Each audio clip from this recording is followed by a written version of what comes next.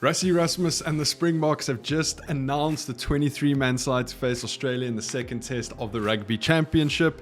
And to say that Rassie has rung the changes is an absolute understatement. We said in yesterday's video that this was the perfect opportunity for Rassie and the Springboks to really test some of these younger players, to throw them into the big, in for a big opportunity in a big game.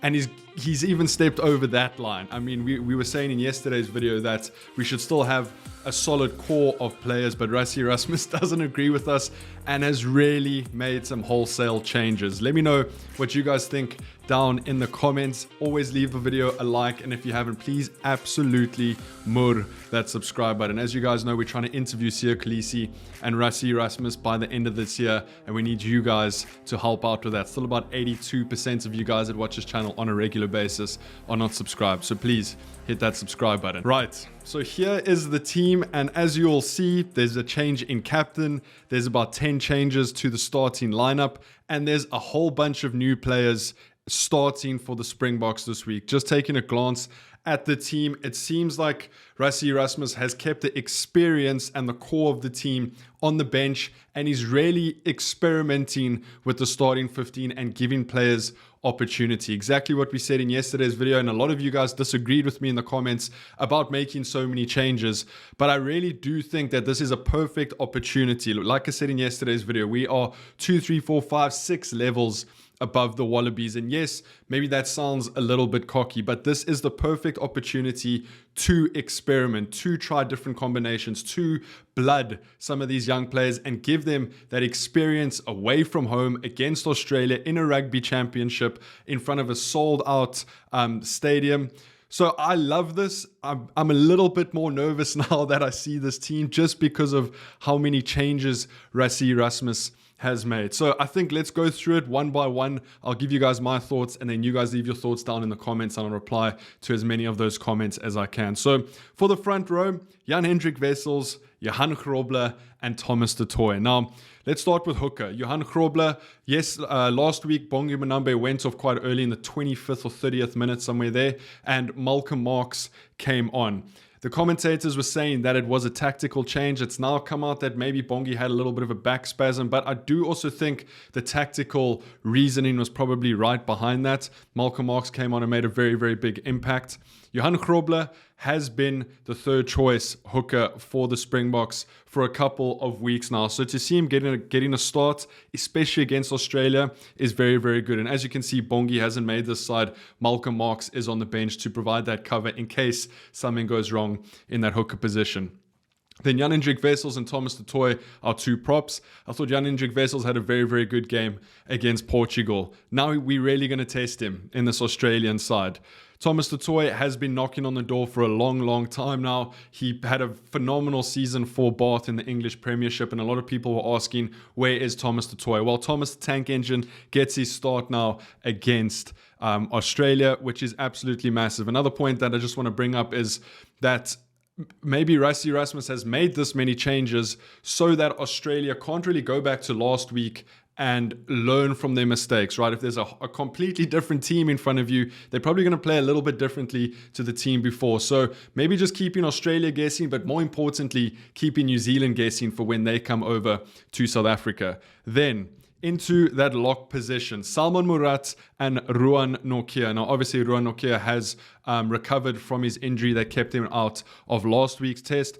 But Salman Murat comes in and he is captain. So I think we need to sort of recalibrate, or I need to recalibrate my thoughts around Salman Murat. I still want to see something from him this week. He has a very, very good opportunity here as captain for the Springboks to really make an impact. But Rassie did say in his post-match press conference that he was quite impressed with Salman Murat coming off of the bench last week. So Salman's definitely going to have to put his hand up. And then I'm so excited and chuffed to see Ruan Nokia in the starting lineup. I am a Blue Bulls at heart. Ruan Nokia had a very, very good season for the Bulls. So to see him get an opportunity against Australia, he needs to take it with both hands, and he really needs to put in a good shift. And then The loose forwards hasn't been changed too much. Marco van Staden comes in for Siya Kolisi. Marco van Staden played on the bench last week, provided good impact, but then got that yellow card. So it's good to see him getting a couple more minutes. He'll probably play 50 to 60 minutes,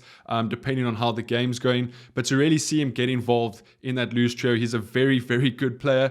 And again, plays for the Bulls, so I've seen a lot from him. And I think not too many people know that much about Marco van Staden, so I'm extremely excited to see what he can bring. Then nothing's changed in that 7 and 8 jersey. Pieter-Steph du Toit and Ulrich Loh, there was a little bit of chatter before this team was announced. Should Kwagga Smith be starting? Should Ulrich Loh be starting? But I think Ulrich had such a good game against Australia last week that he kind of played himself into this team. He has to play and keep that form going. So a very, very inexperienced forward pack. The most experienced player there is Pieter-Steph du Toit, and then the rest don't really have that much experience. I think Thomas du Toit probably has the most caps out of anyone there, and I think he has 18 or 19. So a very, very different picture to what the forward pack was last week. We then move over into the back line, and my goodness, Rassie Erasmus has thrown some surprises here. So in yesterday's video where I sort of gave my thoughts on how the Springboks should line up, I said that this is a free shot for Rassie Erasmus to give Morne van den Berg some experience coming off of the bench.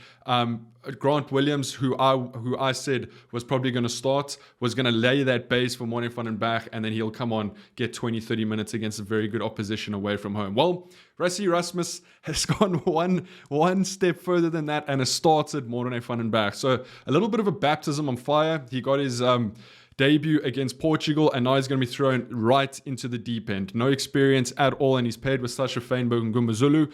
And Sasha now has to, on his young shoulders, having only started one game for the Springboks, control that 9 and 10 position and really be the general, because there's no Apelele, there's no Willie Leroux, there's no Andre Pollard, there's no Kobus Reinach at 9 to sort of help him out, give him some pointers. There's no Damien De Lende at 12 for that experience. So we thought last week Sasha Feinberg and Gumbazulu got thrown into the deep end. While this week he's been thrown even further into the deep end, because he's going to have a very, very good game, be very composed and control that game like a proper Springbok 10, which I have no doubt that he's going to do. So very happy for Morne. It's going to be a baptism of fire. Sasha's going to have to really control. And then we move into the two wings, which haven't been changed much. Ches and Colby in the number 14 jersey, and then Makazole Mapimpi comes in for Kurtley Arendse.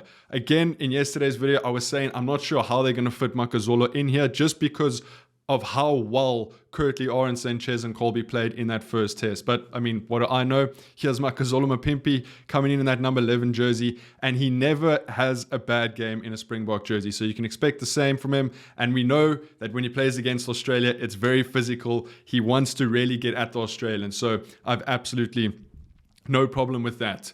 We then move into the centre pairing. Now, I did highlight this a little bit, that Rassie may do this, but I wasn't expecting him to, and play Lukhanyo in the inside center position. I thought Lukhanyo was going to play 13, and I thought Damien De Lende was going to play 12.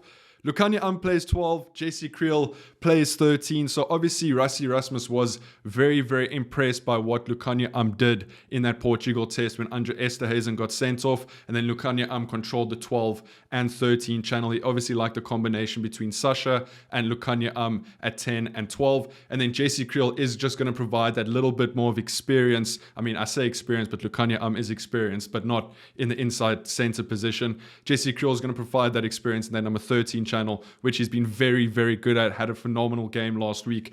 And then we finish it off with Apelele Fassi, who I definitely thought was going to start this test. Willie didn't have a great game last week, and Apelele Fassi has had a very, very good season. And this is another opportunity for him to go out and express himself in a Springbok jersey and really show the world what he means and what he brings to the table.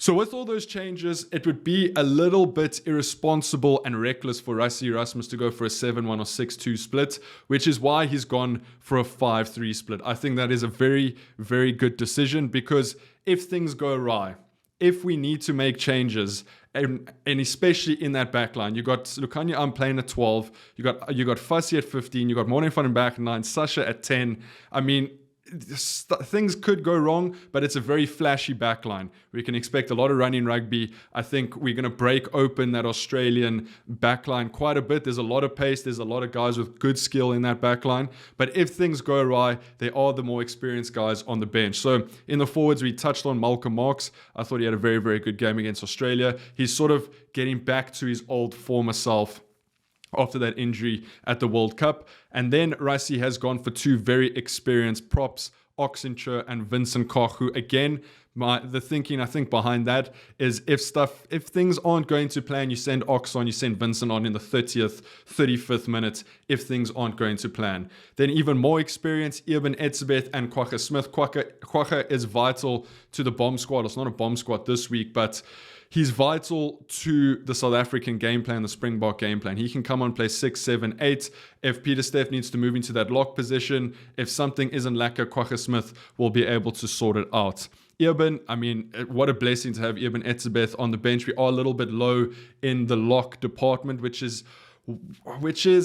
a little bit unfortunate, but it also gives the opportunity to Salman Murat and Ruan Nokia to really go and do a job. Clearly, Archie Snyman is still dealing with a little bit of a niggle. And then Ben Jason Dixon, I think he just doesn't get a cap here because he's a little bit too inexperienced and they needed Peter Steff at 7, and then he doesn't really fit into the game plan for on the bench. So I think he had a good game last week and he can feel a little bit disappointed in this decision, but we have to work with what we've got at the moment. And then the backs on the bench, Grant Williams. Like I said, I thought he was going to start. I have absolutely no problem with Grant coming off the bench to provide a little bit more experience than Morne van den Berg. I would have actually said if Morne van den Berg was starting, they might go for Kobus Reinach on the bench for that extra experience. But obviously, Rassie and the coaching staff really, really value Grant Williams. And then, very, very interestingly, Manie Lebok and Handré Pollard are on the bench for the Springboks. Now, this is what this is telling me. Manie Lebok is the replacement fly-off. Handré Pollard is the replacement inside center. We saw Handré come on for Damien Delende last week against Australia, and in a press conference, he kind of alluded to it that this might be his future role in the Springboks. So don't expect to see Handré Pollard at 10. Expect him to come on at 12 if need be for Lukanya and then Manie Lebok will come on for Sasha Feinberg and Ngumazulu in that number 10 position. So many changes. I love to see it. Like I said in yesterday's video, I think this is a free shot. I think this is exactly what we needed to do. I got a lot of gas in the comments yesterday for my thoughts, and I don't think I was too far off. Yes, the names might be a little bit different, but the thinking process behind this team to face Australia in the second test was spot on. Let me know what you guys think down in the comments. I will definitely be putting out a couple more videos this week on this team and how I think it's going to go before kickoff on Saturday. If you haven't, please absolutely move that subscribe button, and I'll see you guys in the next one. Take it easy. Peace.